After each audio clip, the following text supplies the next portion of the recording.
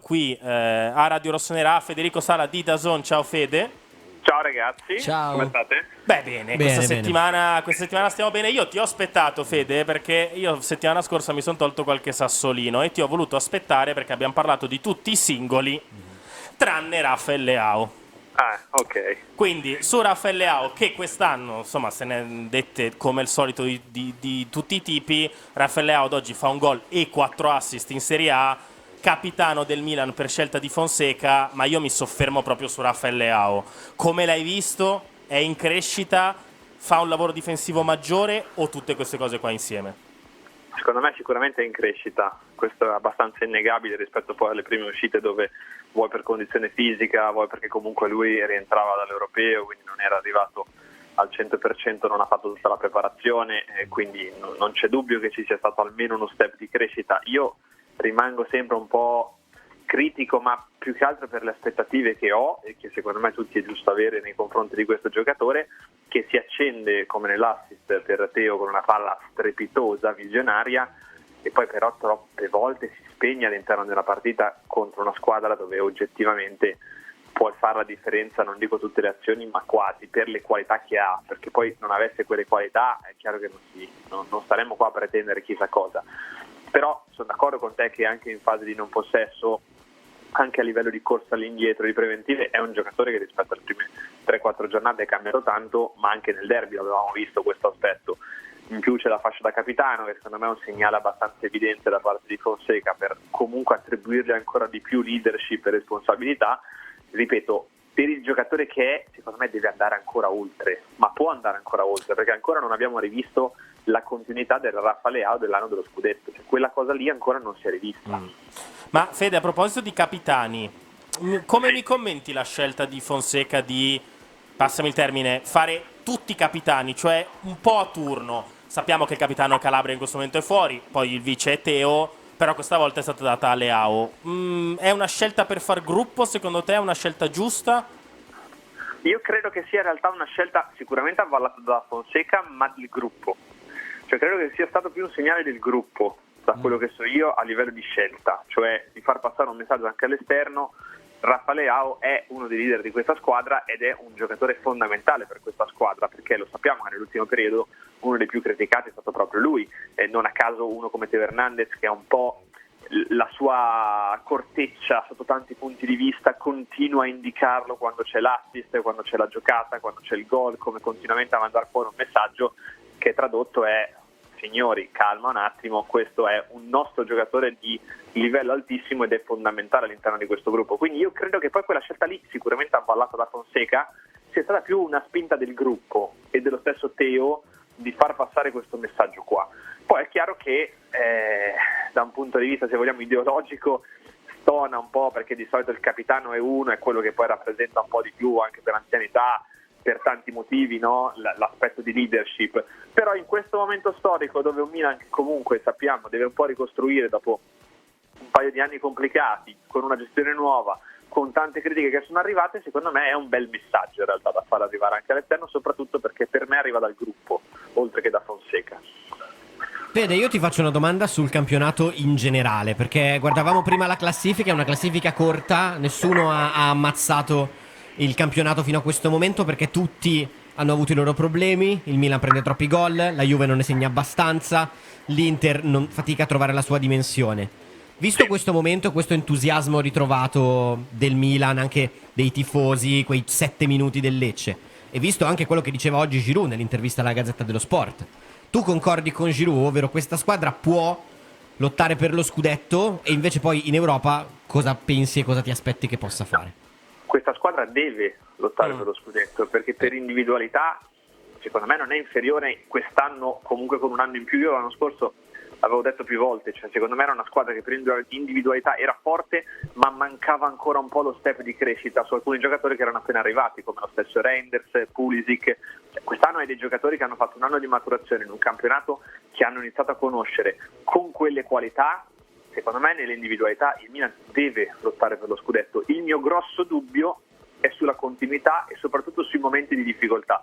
Mi sono tornate in mente un po' le parole anche dello stesso Pioli, che l'anno scorso sottolineava un concetto di questa squadra, cioè l'umoralità di questa squadra.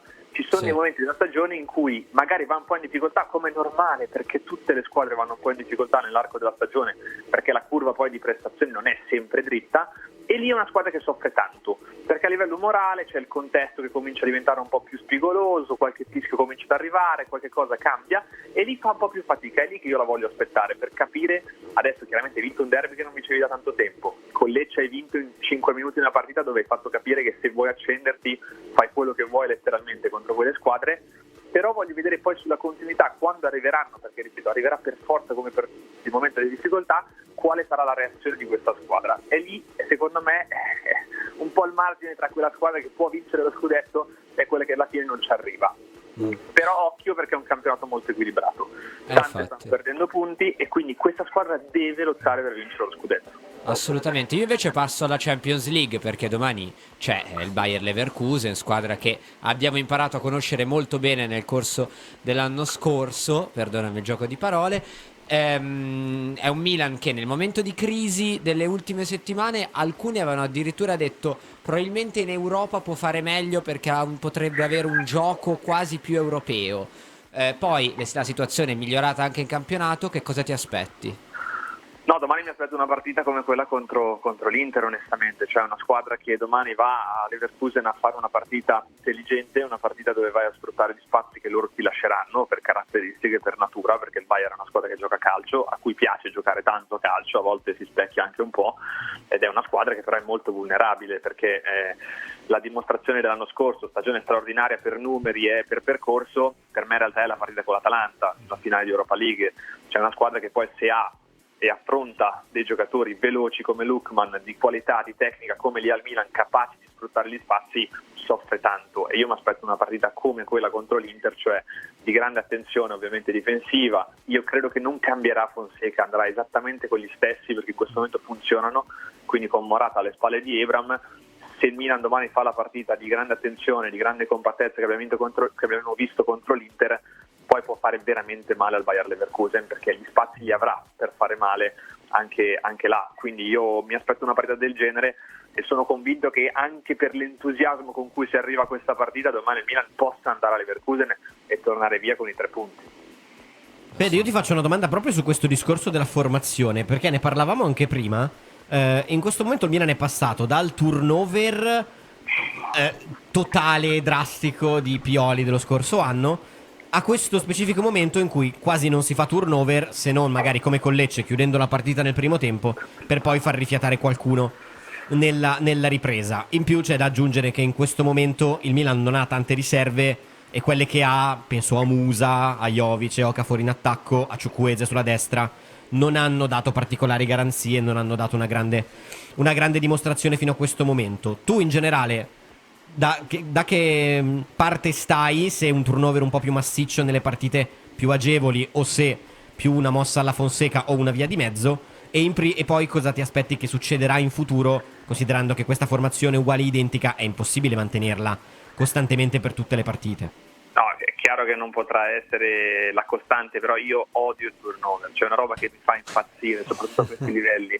Cioè ci sono squadre, ci sono giocatori che fanno 65 partite all'anno giocando 80-90 minuti in Inghilterra e non hanno problemi di turnover. Noi in Italia abbiamo questa cosa del turnover che sembra che se non facciamo turnover non riusciamo a rendere. Poi è chiaro che ci sono, ripeto, dei momenti della stagione in cui hai determinati giocatori che non girano ed è giusto farli riposare, ma in questo momento secondo me è stato un errore clamoroso cambiare un assetto che ti sta dando fiducia, ti sta dando entusiasmo, ti ha portato a 2 risultati di cui uno importantissimo. Per me non può cambiare adesso il Milan, cioè deve andare dentro. Poi è chiaro che se una partita come quella contro il Lecce la risolvi in 45 minuti, fai ruotare, è buon senso, ma quel discorso che molte volte per me in maniera sbagliata applicava Pioli, cioè cambio tutti o quasi, poi al 60° al massimo per risolvere la partita li rimetto, è meglio fare il contrario, risolvila nei primi 45 e poi se l'hai risolta li vai a cambiare e li fai riposare. Quindi io mi auguro che domani Fonseca non faccia turnover di nessun tipo e vada avanti con i suoi 11, perché poi siamo all'inizio della stagione, non possono neanche avere un sovraccarico fisico tale per cui dici hanno già 30-35 partite sulle spalle.